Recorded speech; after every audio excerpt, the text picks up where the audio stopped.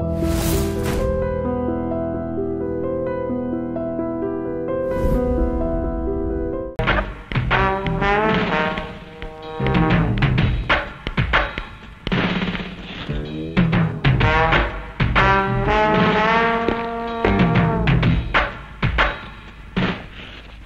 నాన్నకు అనుమానం రాలేదుగా? నా మీదనా? మీరు నేర్పించిన డైలాగ్స్ తో తప్పించుకొచ్చిందలా నటించి అసలు కొట్టేశాను.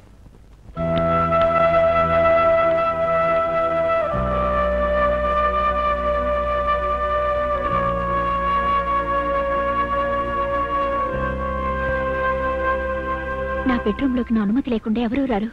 ఇక్కడ మీరు దిగులు లేకుండా ఎన్ని రోజులైనా ఉండొచ్చు. అవును, వాళ్ళిద్దరు ఎక్కడున్నారు? నీ మీద నమ్మకం ఉన్నా ఏంటి నమ్మి చెప్పలేను. ఎందుకంటే మీ నాన్న ఎక్కడైనా మైక్ పెట్టి ఉండొచ్చు. మీరు సందేహపడ్డంలో న్యాయం ఉంది. మా నాన్న మా అమ్మ చనిపోయిన 3 నెలలకే కమలకు వాడిని చేర్తీశాడు. నేనే జడ్జిని మాట్లాడుతున్నాను. నేను జయప్రకాష్ను మాట్లాడుతున్నాను. కూతురు దొరికిన సంతోషంలో మంత్రి మిమ్మల్ని మర్చిపోయి ఉంటాడే. నా బిడ్డ ఎలా ఉంది ప్రకాష్? నాకు చాలా భయంగా ఉంది. దాన్ని ఏమి చేయకు బాబు. దిగులు పడకండి, మీ అమ్మాయి క్షేమంగానే ఉంది. మంత్రి కూతురుని వదిలిపెట్టావు. నా కూతురు వదిలిపెట్టి ఆ అమ్మాయిని పట్టుకోవచ్చు కదా. నా కూతుర్ని ఎప్పుడు వదులుతావు? మీ అమ్మాయి క్షేమంగా రావడం మీ చేతుల్లోనే ఉంది. నేను మీ అమ్మ ఉరిశిక్షణ లేకుండా చేశానే, ఇంకా ఏం చేయమంటావు? అక్కడ మా నాన్న కేసులోనూ న్యాయం జరగాలిగా. అందుకు మంత్రి గారి తమ్ముడు బతికే ఉన్నాడని నిరూపించాలిగా. నిరూపిస్తాను. రేపే సజీవంగా తీసుకొస్తాను. చాలా సంతోషం బాబు. రేపే అతన్ని కోర్టుకు తీసుకొచ్చి అప్పగించు. కోర్టుగా?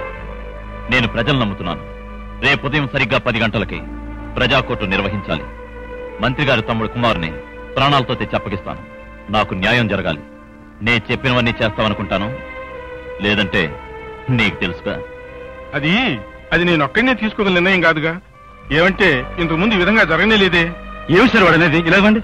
హలో హలో, లైన్ కట్ చేసాడు.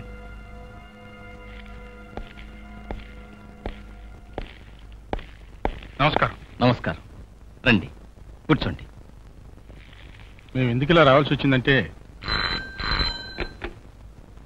నేను సీఎంని మాట్లాడు. సీఎం గారా?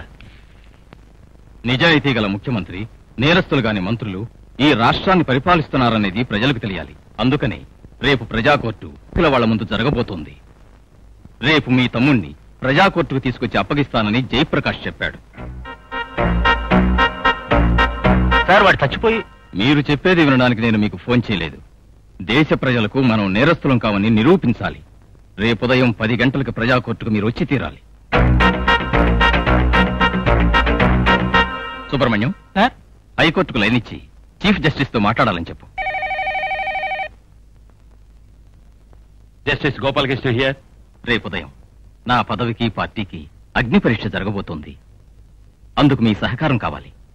ఏం చేయాలో చెప్పండి.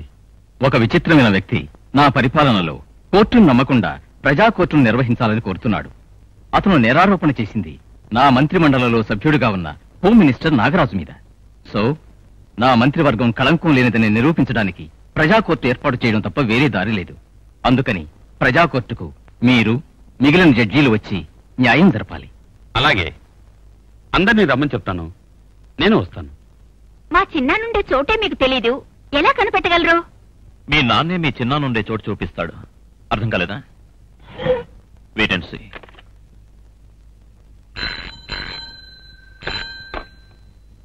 నేను జయప్రకాష్ మాట్లాడుతున్నా. ఎక్కడి నుంచి మాట్లాడుతున్నానో తెలుసా? నీ కోట్ల నుంచే. మీ తమ్ముడు కుమార్ కూడా పక్కనే ఉన్నాడు. జస్ట్ 2 దెబ్బలు కొట్టాను, ఏడుస్తూ కూర్చున్నాడు. నీతో మాట్లాడాలంట. నువ్వు మాట్లాడాలా? కొంచెం ఉండు. రై రారైట్, రే రారంటే ఎలా ఉంది ఇప్పుడు చూడు. అన్నయ్య అన్నయ్య నన్ను కొడుతున్నాడన్నయ్య, తంతున్నాడన్నయ్య. ఎలా లోపలికి వచ్చాడో తెలియలేదు. నన్ను కాపాడన్నా. రై నోరు మూసుకోరంటే. చాలా బాధపడుతున్నాడు కదా. రేపు ఉదయం 10 గంటలకి ప్రజాకోర్టుకు తెచ్చి అప్పగిస్తాను. మిగిలింది అక్కడ మాట్లాడుకుందాం. ఏమంటా?